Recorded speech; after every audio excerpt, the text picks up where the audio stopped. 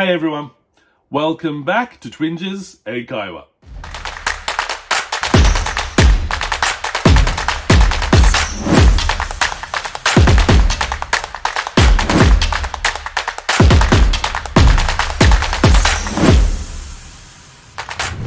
皆さん、こんにちは。Twinges 英会話です。Welcome back。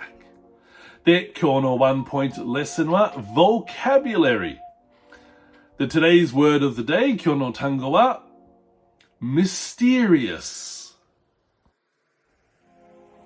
Mysterious means to be difficult or impossible to understand, explain, or identify.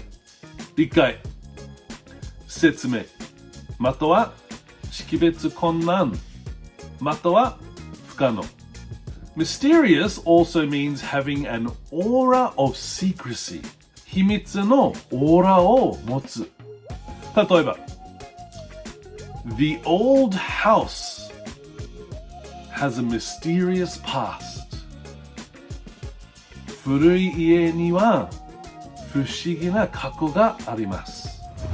でもう一つ The disappearance of the treasure remains a mysterious case. 宝の消失は謎のまんま。でもう一つ The artist's work has a mysterious quality. アーティストの作品には不思議な性質があります。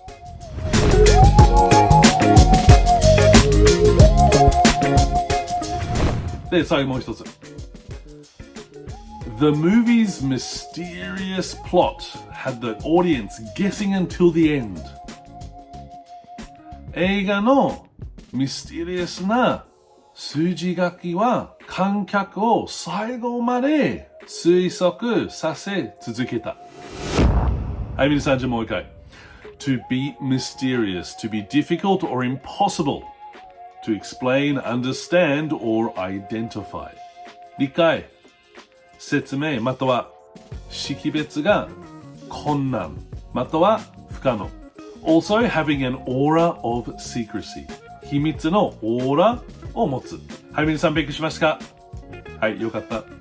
それで質問ならば、手ならば、みんな下コメントお願いします。で、皆さんいつも見る本当にありがとう。Thank you for watching and see you in the next one. Bye bye.